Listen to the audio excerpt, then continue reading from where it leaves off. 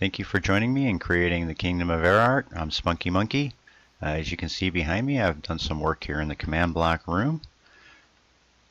Basically, all these this glass lines are the chunks that are in. You don't want your redstone machines crossing over these chunk lines because they could easily break. Now there's ways around that, and we'll get to that either in this episode or future episodes. Probably more of a future one because there's other things I want to do around here. Yeah, basically how I came up with where the chunks are. This is not Java, so we don't have the F3 menus to work with. So there is a program that I use called MCC Tool Chest, and you can click on this right here. You go to File, Open, and it gives you a list of all your worlds on there, and I have Erart open right now. So you can click on this right here and it gives you the actual map, which is why I like this particular program. There's a couple of them that I use, but for the mapping I use this one. So you can see here's the city, and then here's main castle, and I'm right about here. So what I can do is I can just click on this here and it'll open that particular chunk information here in the actual program itself. Now what I look at is the X coordinate is 0 to 15 and the Z is 64 to 79, so I know exactly where that chunk is. So what I can do is just go in game to those coordinates, or write them down, and then I go to those coordinates in game and I mark out my first one, and then I just go 0, 1, 2, 3 all the way up to 15, and there's my 16 block chunk. That way I can keep all my machines, my redstone machines and stuff, and I'll explain these in a minute, inside chunk borders so that they're not going half in and half out and getting wrecked by loading and unloading chunks. There's ways around that, and like I said, we'll get to that later. But basically what I've come down with is this is a castle, and the castle kind of has a heartbeat. Okay, so that's where I got my chunks all taken care of, and I know where the chunk borders are. I started creating, I needed to come up with a clock, and I wanted a quiet clock. I don't want pistons going all the time. So what I have done is you can go to this right here, which is on the wiki. It's called the clock circuit page, and I'll have this link down below. And what I was looking for was a clock that actually did a good amount of time. And you can see right here the clock period of this particular clock, and I wanted it silent. I don't want you guys hearing pistons and stuff all the time, so that's why I had picked this. Now this clock period right here is actually what I was looking for. It goes from 1.6 seconds to 512 seconds, which is 8 minutes, about 8.5 minutes or so. Now each day, we know in Minecraft, is about 20 minutes long, so this clock runs for half of a Minecraft day. So what you can do is you can kind of see it right here is actually, here we go. This is the clock I'm using, and I'll show you how to set that up, but basically this is half a day right here. So every time you put, this one will come on for half a day, this one will be on for half a day, that one will be on for half a day, that type of thing.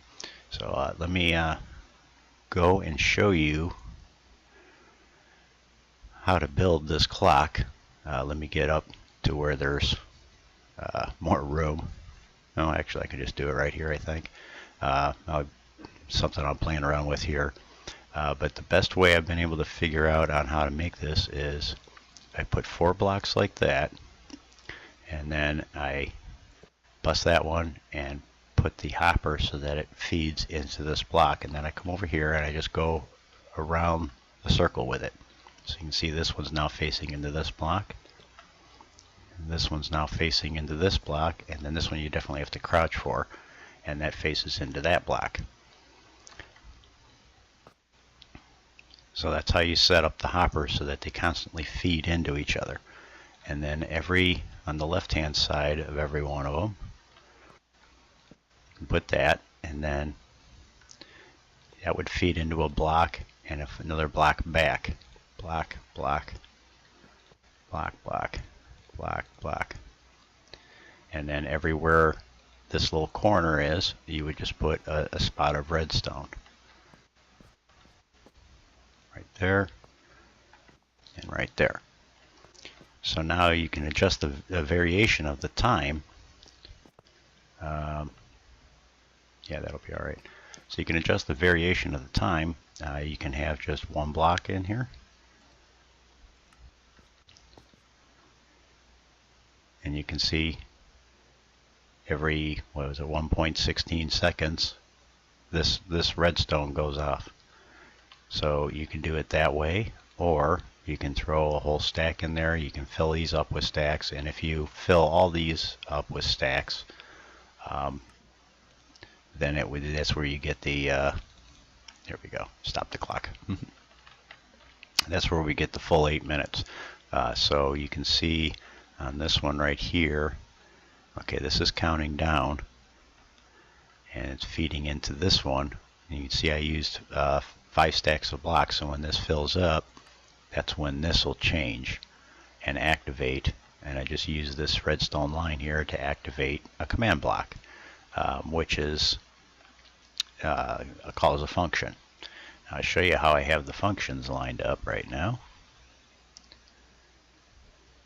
Okay, so here's the I'm in Notepad++, and this is the nice thing about it is I had all these pages open. I just opened it back up, and voila, they were all there again. So here's my spawn function. I forgot to mention this last episode. If you use this hashtag, that's just a comment, so that doesn't actually do anything as far as the coding goes. It just tells me, I can use it to tell me what's the coding below is doing, is essentially what's going on here. Now you can see I haven't done too much on here, but I do have, let me go back to this. So this is a constant timer right here. I just got this constantly going, whether it's day or night. And then on over here, I have a nighttime clock and I have a daytime clock. Now, as you can see, if you recall, this is feeding the daytime, and this is feeding the nighttime using the daylight sensors. So whenever it's night right now, this function is being called, and we can look at that function. So we got the night MC function, and what it does is it's moving the redstone and creating blocks and timers. You can see here it's got the 4 redstone blocks. So right now it's nighttime, so this timer is currently going, and by putting these 4 blocks on here, it's locking all the hoppers with the items where they're at. So it'll also add some randomness to it. It won't be at the same time of day every day, because it'll do it. You'll see when it switches over that this one will end up with the redstone blocks on here, and these redstone blocks will get removed. And I can do that by just setting the redstone blocks and then setting the error. And that's how I put the redstone blocks on there and do it to stop the clocks. At nighttime it does certain things, and during the day it does certain things. Now you can see here at the nighttime one, I've got 2 command blocks, nighttime 1 and nighttime 2. And so this do different things through the quarter of the night. Okay. Now during the day it's more active, so I actually use 4 command blocks and call 4 different functions. So what I can do, and that's where these comments come in nice, is as I'm thinking of things, you know, the king's location will always be somewhere different during the day.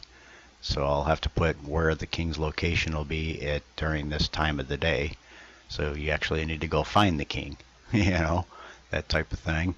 And then of course at night I got the king to where he's always in his quarters, so I just have to do, well, I don't have his quarters built yet, so once I got those quarters built, I can put the you know, teleport the king to this spot, you know, this coordinate.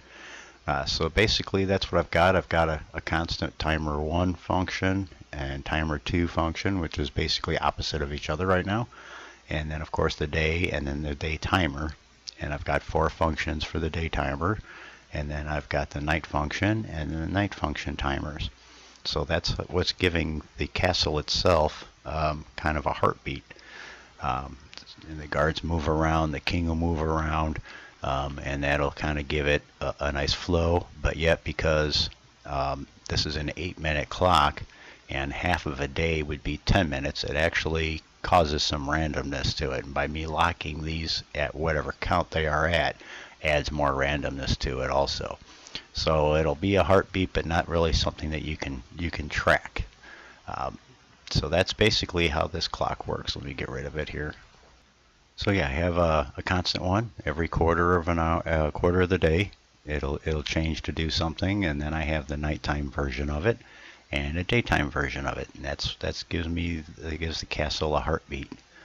So by using these clocks like this, I'm actually making kind of a dynamic map. Like I said, the guards will be in different positions throughout the day, guarding the castle. So some areas will have a guard, and then a couple minutes later their guard will be gone, or a different guard will be in its place, and we'll have to work on the guards at some other point. And then I've got this clock to run. Right now it's daytime, so this clock right now is currently stopped. See, there's no countings going on, so it halts this clock, which also adds some randomness to it also. So that's what I like about it. So right now this clock is the one that's running. Here we go. You can see it filtering out of this one into this one now. And that's how it's doing the timer. Now, of course, during the day it'll be more active, so I have 4 different command blocks on this particular clock. So basically every 2+ minutes something changes, whether it be the location of the king or the guards. And like I said, the king, in normal maps, the king would always be on his throne, and I'm looking for something a little more dynamic in this situation. So that's where I came up with this clock idea, and that's why I wanted to get the functions running so that I can start working on those. So this gives me the option of actually putting the king, wherever I want him throughout the day. So if you actually need to find the king, you have to actually go and find him, see where he's at any particular time of the day, which of course will be kind of random because of the way time works. So I thought it was a really good system to kind of give this castle a heartbeat and a dynamic. Instead of the king always being on the throne, he'll, could be in the dining room, or he could be at home at bed. Or I do want to build a mob stadium, so I'm planning on him, going there watching the gladiators type thing, because that'll be one of the things that you guys will do, and we'll be getting to that pretty soon. So I just kind of wanted to give you guys a heads up of how I got things set up and why I have the functions and why I wanted the functions running to help me set this up. So you guys have a great day, and I'll see you in the next episode. Bye.